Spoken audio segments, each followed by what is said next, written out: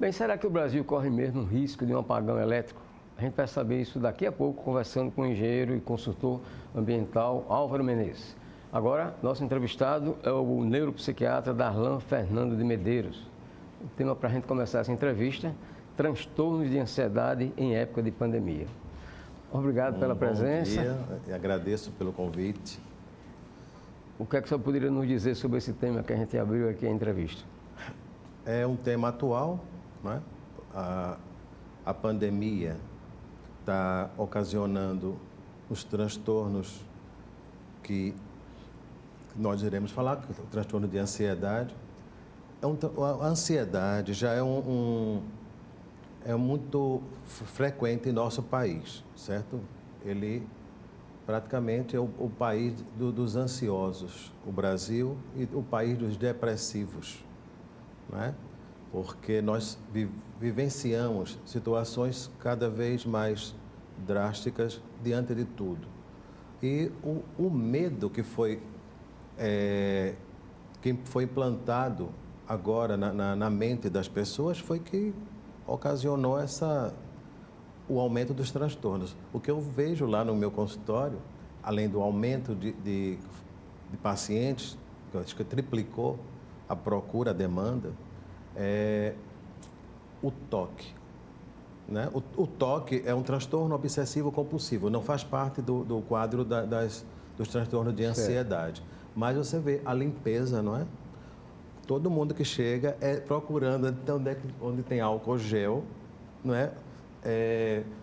Tem paciente que não senta, nem família senta mais em canto, não é tudo em pé, se limpando. Então, você vê o medo. O medo é que está ocasionando toda a destruição da nossa mente, né? O mente, ele atrapalha tudo, o medo. O medo, ele faz com que o ser humano fique preso mesmo, tanto internamente como exteriormente, né? Ele não quer sair mais de casa. E como o senhor falou agora há pouco, o Brasil é um país que tem muito a ver com essa questão da ansiedade. A gente vive, infelizmente, num país que de vez em quando vem problemas econômicos, quando não, problemas políticos, né? E agora vem esse problema seríssimo que é de saúde pública e gera naturalmente mais ansiedade. O momento atual é um momento de angústia para todo mundo, né? Angústia e ansiedade. Eu vejo uma situação que nós não sabemos quando será o final. Mesmo com a vacinação, com todas as prevenções que estão tendo, né? O uso de máscara, distanciamento, tudo, mas é um vírus que ainda não tem um tratamento específico. A vacina é uma vacina que ainda não está ainda totalmente eficaz, assim, em alguns casos, porque nós temos vacinas que realmente, comprovadamente, ainda não está. Eu não vou falar nome, né, que eu não posso. Não, nenhuma delas, pelo que se diz, né, pelo que dizem os especialistas, nenhuma delas atinge 100%. 100%, né? Então, é experimental praticamente. Mas, pelo menos, já é uma saída. E, realmente, tem uma vantagem muito grande a vacinação. E algumas regras que são aconselhadas pela Organização Mundial de Saúde, que a gente tem que fazer de qualquer maneira. Eu achei muito bom a higiene hoje, sabe? Que antigamente a gente não via uma pessoa chegar num consultório, chegar no hospital, não é? Como antigamente era incrível e não tinha tanta contaminação, não tinha tanto problema. Chegar em casa mesmo, né? Procura logo esterilizar. Deixar o sapato do lado de fora, né? Se lavar, sempre lavar a mão, sempre estar se cuidando, usando máscara. É uma regra de higiene que, graças a Deus, nós estamos vendo assim, com o lado bom né? Tudo tem um lado bom e tem um lado ruim. Eu vejo assim, uma mudança de comportamento muito boa. Então, o que é que nós estamos precisando? É diminuir mais o foco, embora a mídia, né, ela ultrapassa o limite do normal, poxa. Eles colocam também muito fake, né? E destrói uma população, uma comunidade, tudo. Isso é falar, colocar um estressor que todo mundo vai ficar ansioso, né? Doutor Darlan, qual o tipo de transtorno mais comum que tem chegado até o seu conhecimento? Olha, os transtornos de ansiedade, nós temos hoje na classificação do DSM-5, que classifica todas as doenças, isso é americano. Nós temos o CID-10 aqui no Brasil e tem o DSM-5, que é americano. Ele coloca os transtornos de ansiedade hoje como transtorno de separação, muito frequente, transtorno, as fobias específicas, dentro da fobia específica, que é assim, medo de barata, medo de avião, medo de elevador, nós estamos na fobia específica, a coronafobia, que é o medo do coronavírus, hoje. Que é até atual, né? Uma coisa dessa que está entrando agora no DSM-5. Eu acho que no DSM-6 já vai sair. E o pânico. O pânico é uma doença um transtorno de ansiedade, onde não há uma causa específica. Eu posso estar aqui, de repente, eu começar a sentir uma sensação de sufoco, de sufocamento, sem respirar. É uma crise de ansiedade e eu tenho medo de morrer e não dá tempo de chegar. O hospital está aqui ao lado e eu acho que eu não vou conseguir. Isso é uma crise de pânico. Agora, uma crise de ansiedade generalizada, que também está, veja aqui, transtorno de ansiedade. Então, tem essa classificação. A ansiedade generalizada, que é muito frequente hoje e há muito tempo, ela tem um mínimo de duração durante 6 meses, onde o medo, a angústia e a ansiedade persistem durante 6 meses. A diferença é essa, do transtorno de ansiedade generalizada para o que é ansiedade, que a ansiedade é uma coisa normal, é uma maneira que o organismo, nós temos de nos defendermos, né? A gente não... E tem a fobia... fobia específica, que eu disse assim, eu vou me deter mais na fobia específica, que é o coronavírus, mas os transtornos de ansiedade são esses. Há caso de transtorno de ansiedade irreversível? Como? Há caso de transtorno de ansiedade irreversível que não tem cura? Não é assim, não tem cura. Isso aqui chama-se resiliência. Na física, ele fala dos produtos, dos materiais que têm resiliência a uma pressão. O ser humano tem também uma resiliência, quer dizer, tem uma maneira de se defender. Eu tenho o meu limiar, o meu limite, você tem o seu, desculpa, o senhor, não é? Você mesmo. Cada um tem uma maneira de se defender. Na nossa área, na área médica mesmo, nunca podemos falar estás curado, estás melhorado. Sempre a alta é melhorada, não é alta curada. Quem cura é Deus. O médico, ele melhora o paciente e através dos tratamentos sequenciais é que nós iremos saber se ele está em condições de se libertar de um tratamento ou não. Tem pessoas que vão usar medicamentos por longo tempo, a gente fala para o resto da vida. Mas eu digo o seguinte, hoje eu tenho uma medicação ótima para o seu problema, amanhã surgirá outra melhor e eu posso fazer uma mudança. Hoje nós temos uma droga específica para transtorno de ansiedade, tarja vermelha, né, que o pessoal, quando fala em tarja preta, diz, eita, eu estou doido, doutor, já? Não é eu estou doido, eu estou no momento com aquela droga que vai melhorar o seu problema, mas não é loucura, né? Uma ansiedade não é loucura, é um estado emocional. Então, não existe assim, sabe, doença por tempo prolongado, assim, sem cura, sem melhora. A gente melhora, mas o que é que a pessoa tem que fazer? Além da medicação, um tratamento psicológico, né? Hoje com terapia cognitivo-comportamental, que a gente caminha para os psicólogos, e as atividades física, alimentação, sono, são esses cuidados. Vamos falando agora especificamente sobre a síndrome do pânico. Quais são os sintomas característicos dessa síndrome? neste eu falei, né? Um dos sintomas principais é essa ansiedade que aparece momentânea. De repente eu me sinto... O primeiro sintoma é aquela sensação de respiração.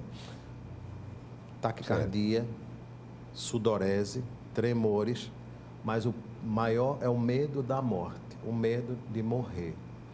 Qual a causa? Não tem causa específica no transtorno do pânico. No transtorno de ansiedade tem causa específica. No de pânico não tem causa específica. Tem sido muito comum? Chegam muitos casos, professor? Frequente. Hoje é praticamente a depressão é muito frequente, sabe? Porque vem às vezes um transtorno de ansiedade com depressão. Pode ser ansiedade pura ou ansiedade com depressão mista. Mas o pânico, ele, devido à nossa pandemia, né? A pandemia gerou pânico. Já tinha pânico, imagina agora com a pandemia. Né? Embora, assim, não é pandemia, pânico, porque o pânico não tem uma causa específica. É pandemia, ansiedade generalizada. Né?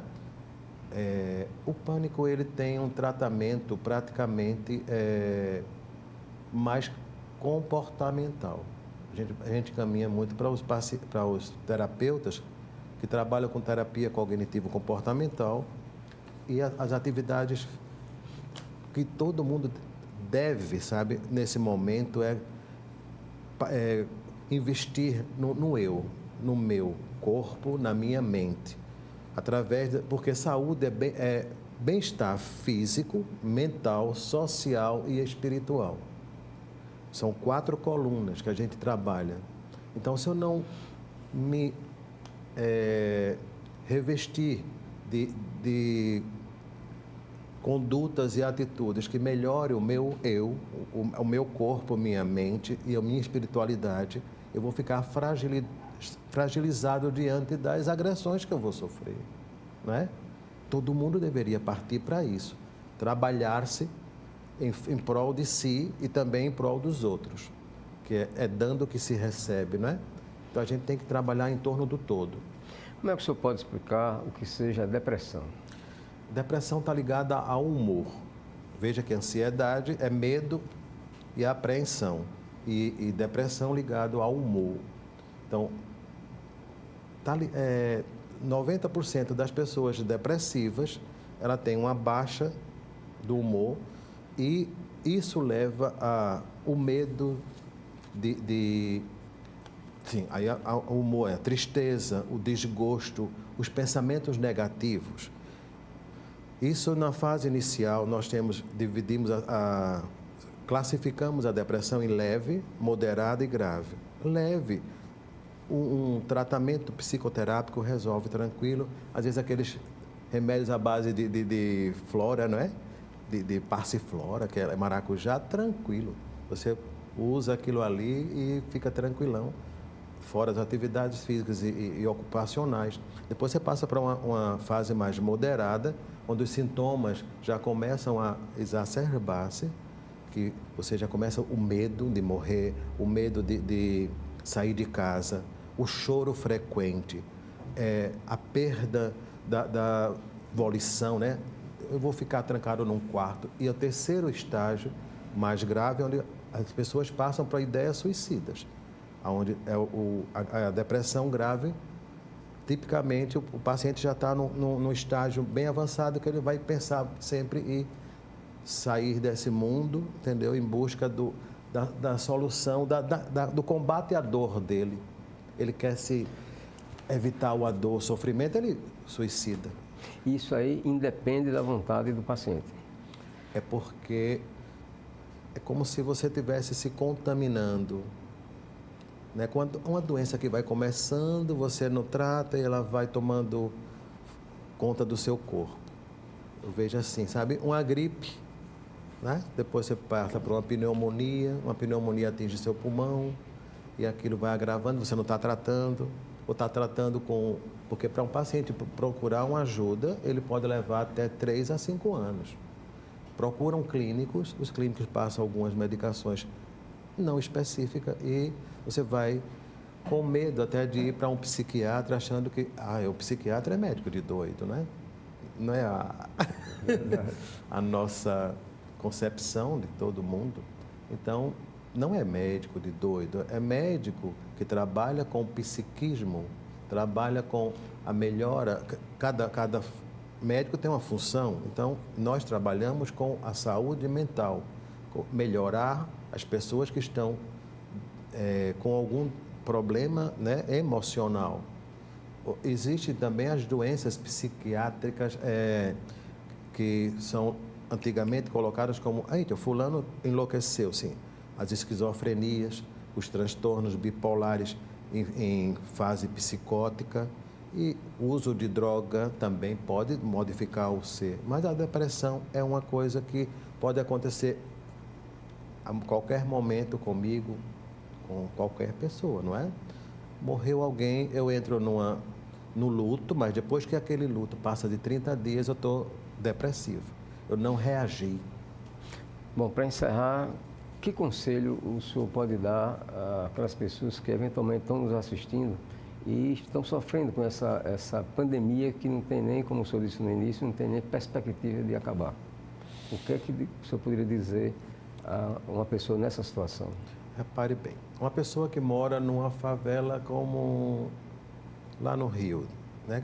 Eu não sei, eu escuto eu vejo pela televisão o conflito, os tiroteios ali. Ali eu vejo ali como se fosse um vírus, certo? Aquele distúrbio comportamental dentro daquela... Eles não aprendem a conviver. Nós estamos, vamos dizer, guerras que a gente escuta, Irã e Iraque. Eles não aprendem a conviver, os fracos sucumbem, os fortes, eles sobrevivem, eles continuam na vida. Então, o que é a minha fraqueza? Eu aceitar o que você está falando para mim. Então, eu tenho que reforçar essa minha ideia que eu estou fragilizado pelo medo que alguém criou. Eu tenho que buscar conhecimento, procurar profissionais que me ajudem. Não é? É isso que a gente tem que fazer isso. Se eu estou precisando de um atendimento, eu procuro um atendimento espiritual, procuro um padre, um pastor, alguém que possa me ajudar nesse setor. Mas no caso hoje, da pandemia, procurar os profissionais da área, que eu vejo que muita gente está precisando. Não é que eu esteja passando essa dia para o meu lado, não, mas eu falo muito do pessoal de psicologia, que eles têm a base fundamental é primeiro procure um psicólogo, procure um terapeuta ocupacional, vá fazer as suas atividades físicas, se alimente, durma bem, evite estar muito tempo assistindo esses fake news, não é? Assistindo coisas que não valem a pena. Vá ler um livro, procure livros bons, tá bom? Olha, a minha mensagem é essa, procurar uma solução em vez de ficar remoendo problemas. Ok? Ok, nosso muito obrigado ao neuropsiquiatra Darlan Fernando Medeiros pela sua presença aqui em Conjuntura. Vamos daqui a pouco conversar com o engenheiro e consultor ambiental Álvaro Menezes. Até já.